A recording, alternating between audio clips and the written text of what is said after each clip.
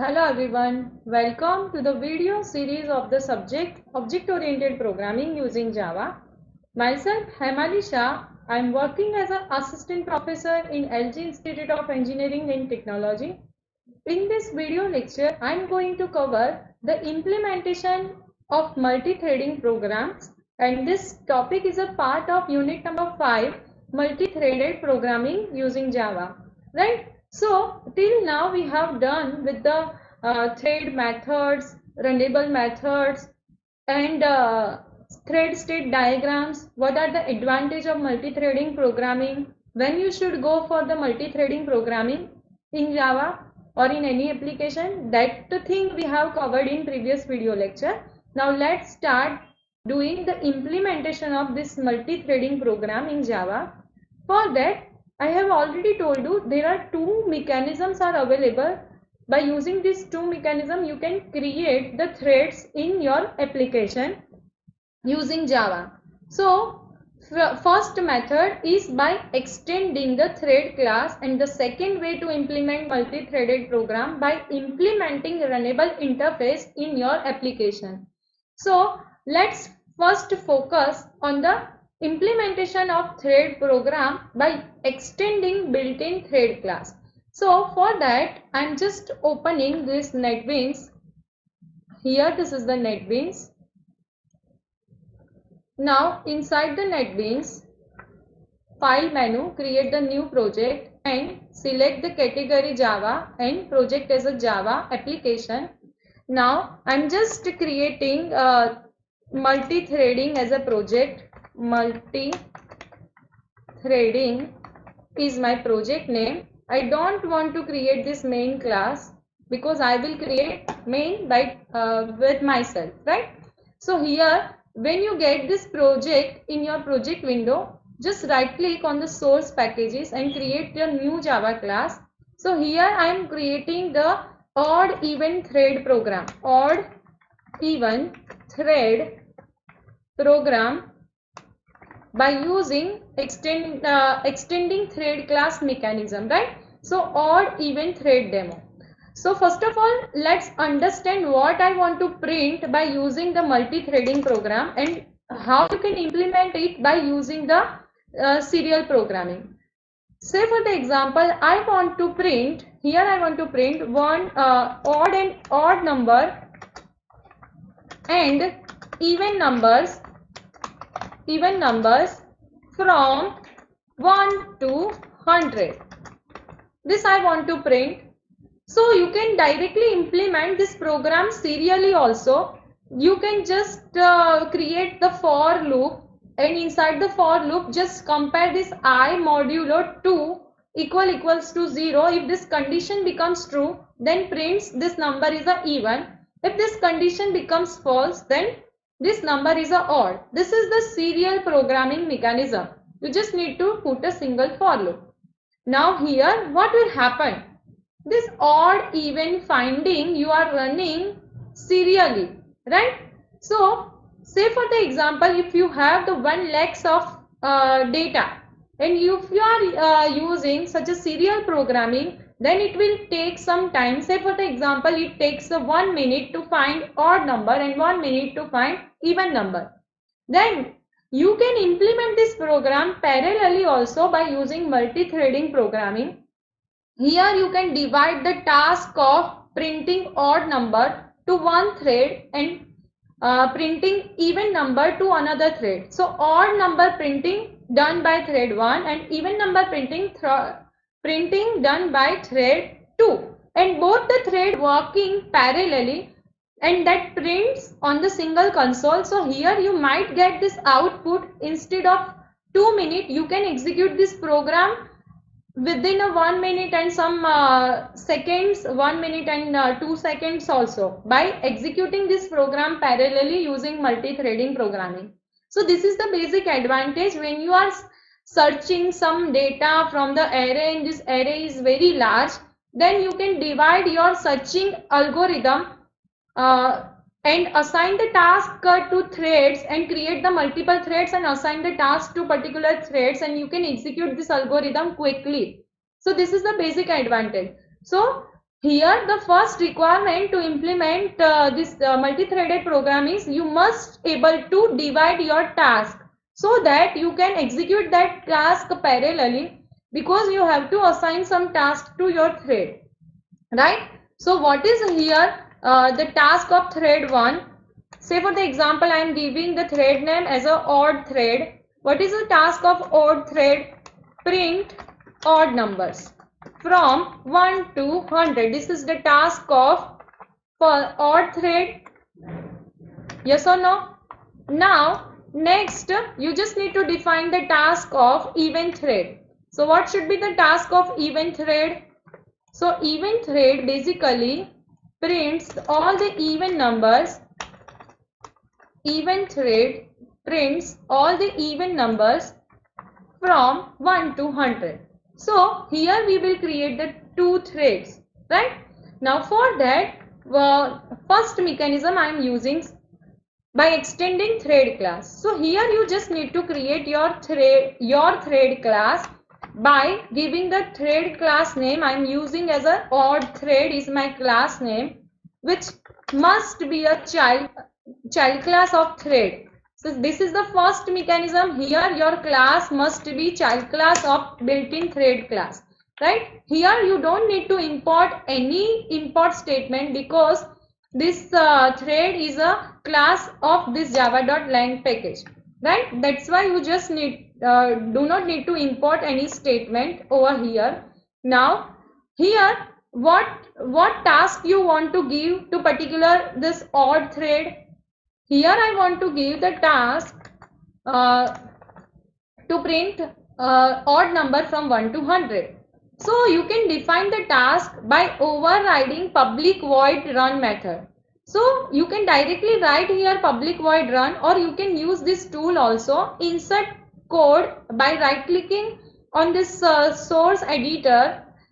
Click this insert code and override the methods. Here I want to override this run method, so just click on it. So you will get this public void run method, and just remove these lines and just add the task of odd thread. What is the task of this odd thread? For loop and print one. I want to print this. Iterate this loop from 1 to 100. From 1 to less than or equals to 100, and I just want to check that if this I modulo 2 not equals to 0, then this number is a odd number. So just print this odd number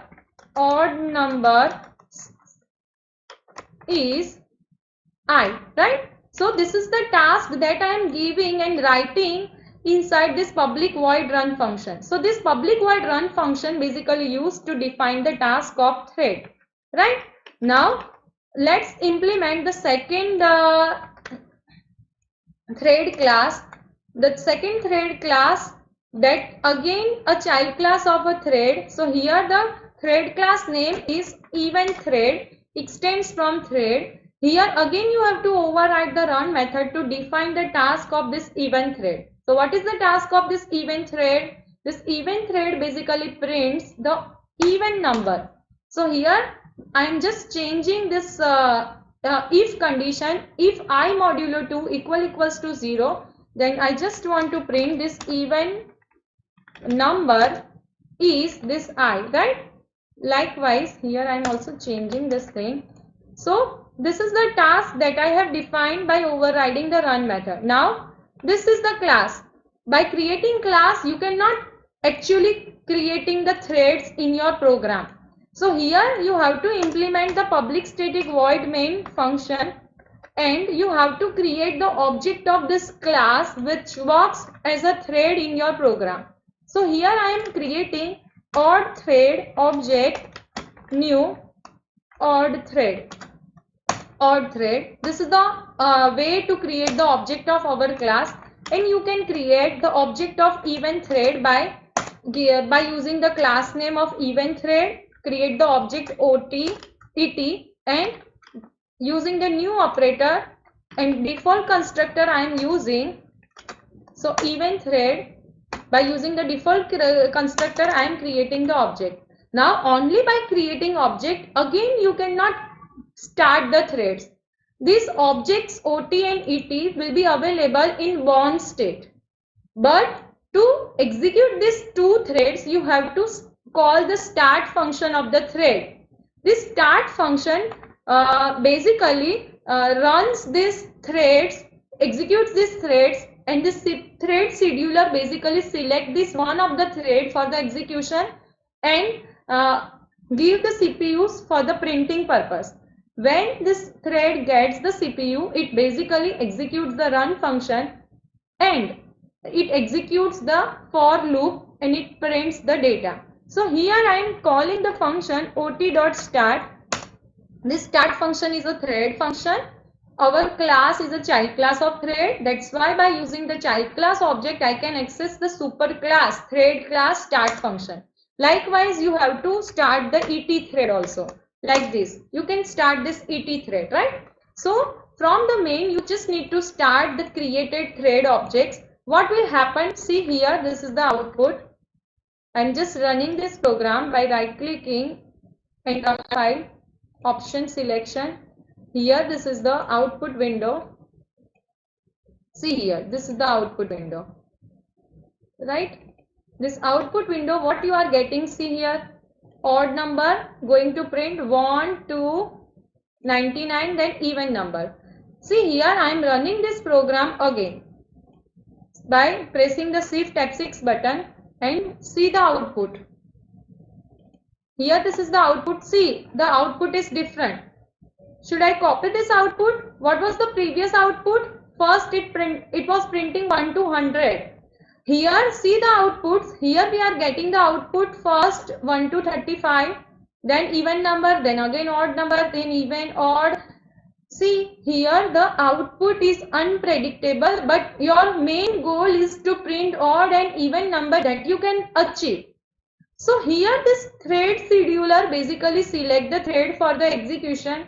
Which thread will get the CPU, that thread can start the execution, and that thread output you will get on this output window. So this output you cannot just, whenever you are running this program, every time you will get some different output, but you will always get the output of printing even number and odd number from 1 to 100. See here again the different output we are getting. So we will never get this output again and again, right? So hope you people are clear how to create the thread class by extending thread class mechanism. Here you can implement your own constructor and you can start this thread from here only. So this is the constructor, and from here I can directly call the start function. So if you are making such a constructors in your class, then you don't need to start it again from here. Just remove this line from here. But for that you have to implement your own constructors to start the threads, right? So this is this you have to keep in mind. So here again this event thread, inside the event thread I'm just making the constructor, no argument constructor, and from the constructor I'm just calling this start function, right? So start is a function of superclass, that's why I can call directly from here. So see here, this is let me correct it first. Start is a function of a thread class. This is the function. Now see here we are also getting the output with the same way, right? So when you are making the object, it actually calls the start function. In this case, see here, when we actually creating the object, it calls the constructor and it starts the thread, current threads, and when you start the threads, it actually executes the run function when CPU is going to allocate to this particular threads. Likewise, when you are going to create the event thread, at that time it basically executes this constructors and it executes start function. So when this particular event thread will get the CPU, it actually executes the run function, and that's why you are getting the output, right? So when your program is serially available, say for the example, serial program I am going to make. For that I'm not going to start these two threads. What will happen? So here I'm just calling this ot.run. Now my question is that if I call this run function by using the object, can we implement multi-thread programs like this? If I am going to execute run function, then can I implement multi-threaded program? See, here I am running the program. Here I am getting the output, but this output is serial output. I will never get the parallel execution. After completion of this first for loop of odd number printing, it will always start the even number printing. So here this will become the serial program. So if we execute or we call the run function, we can never execute our program parallelly. Keep in mind this thing, right? So clear how to implement multi-threaded program by using extend thread mechanism. So let's move to create this program by using the second way. So the second way is available by implementing runnable interface. So by implementing runnable interface, I am doing the same program again. So let's try to cover this same program by implementing runnable interface. For that, here this is the NetBeans, right? So I'm just implementing by using the runnable interface. So I'm just making a new class. Odd even, instead of odd even, I am making the program one thread prints 1 to 100 and another thread prints 11 array 101 to 200, right? So print number thread demo I am giving as a name. So here one thread will print. What is the task of thread 1? Thread 1 prints 1 to 100 and thread 2 prints 101 to 200. This is the task of the thread. But I want to implement this code by using the mechanism implements runnable. So here again you have to create the two class like this. Say for the example, print 100 is my class name. Print 100 thread. This class is implements from runnable. This you have to write. Now when you implement the runnable interface, it forcefully tells you have to override or implement abstract method public void run. You can click on the bubble also, or you can directly write this public void run function. Here these A notations are optional, but when you are using this IDE, it automatically available. So there is no need to write this. If you are going to remove, then also there is no problem, right? Now here you have to define the task of this particular thread. Print 100 is a thread. The task of this thread is to print the number from 1 to less than and equals to 100. This printing will be done by this print 100 thread class. So here I am just printing this first thread. I am just writing here thread name 1 that prints I value, right? Now such that you can write this whole code again and you can define the task of another thread T2 here. So here print 200 from 101 to, I am just giving the name as a print 200 thread. So here it starts from this thread task is starts printing from 101 up to 200 and this is the thread 2. So here you have defined the task. Now here what you have to do inside the main function. See, multiple ways are available to implement such a mechanism. All I am showing you over here. So inside the main PSVM, I'm just going to create the object of this print 100 class. That means this is the task of 1, thread number 1. Here you can create your constructor and call your constructor. Otherwise your by default constructor is already available. Print 200 thread, print 200 is a thread class name. What is the name of this second class? Print 200 is a class name, right? So this is the class name and this is the task number 2, right? This class is responsible for the thread 2 class. So here I am going to create this created class object. Now only by using the object of runnable interfaces you cannot start the thread. You must have the object of thread class. So here you have to create the built-in thread class object as T1 new thread. See here which constructor I am using to create this thread.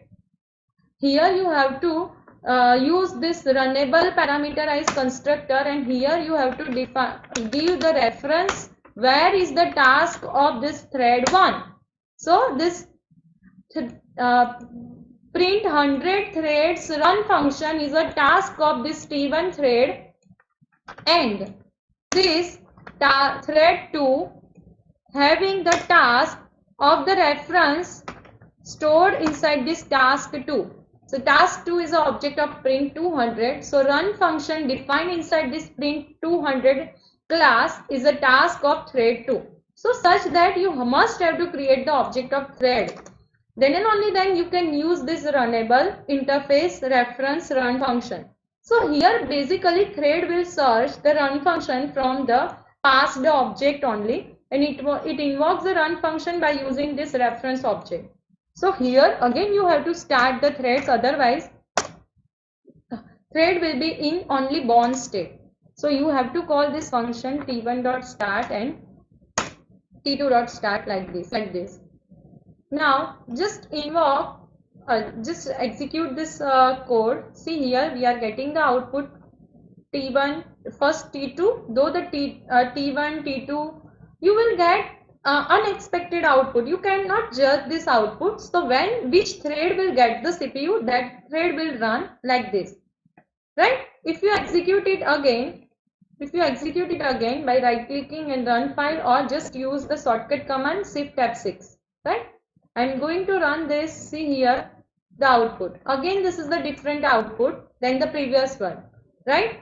Again I can run this program by using the Shift F6 and see the output. Again this is the different output than the previous one. So every time you will get the different output, but your whole logic you will get, I want to print 1 to 200, not in form of serially, right? So that you can again implement by implementing runnable interface. Now this program you can solve by using this way also. If you don't want to do this task over here, then you can use this mechanism like this. So here you can implement this constructor. So inside this constructor you can create this thread object, or you can define the thread object as a class instance variable like this, thread T, and you can initialize this T in the constructor like this, new thread. And here at the time of creating object of constructor, you just need to pass this class is a responsible to give the task, right? So this is a current object having the run function, and from here you can start the thread like this. Instead of only calling the start function, you can use this t.start, right? Like this you can remove the code that you have used inside the main function, right? So here again you can implement this over here also in print 200 thread demo. Here you can thread T like as an instance variable, thread T, and this T you are going to create when you are going to create the object of this class. This tree will be created and you are calling t.start. This t.start will call the run function from this. This is a reference, so it searches the run function from the self class and it executes the run from here. So here now you don't need this two. Just create the object of this thread classes that you have created like this. So if you run this program, then again you will get the same out. Let me correct it first. This is the problem. Print 200. This is the class name. Constructor name and class name both should be same, right? So here I have corrected the code. Now just run this program. See here we are getting the output like this, right? So you will get the output. So this is the simplest way. Now someone tells you create the two object of print 100 thread and create the two object of print 200 thread. So if in this case, if you have implemented your thread mechanism like this, then it will be very easy to create the thread objects. You just need to create the object like this. Say for the example, I am giving the this task 3 object, task 4 object, right? And again I want to create a more object of this thread 200. Then also I can create only by creating object. Because of this constructor that we have implemented, this thread will be created and thread will start and thread will automatically execute the given task to that particular thread. See here. See, we are getting the output of all the threads, right? So many times you will get the output like this. So this is the way you can implement this multi-threaded program in your application, right? Now let's move forward in our presentation. So hope you people are clear with this or implementation of multi-threading program by implementing runnable interface also. So how to create the threads in Java? Using two ways, by extending thread class and by implementing runnable interface. Now we will see more about this threading in the next video lecture. So thank you for watching this video. I will continue with the next topic in my next video lecture. Thank you all of you.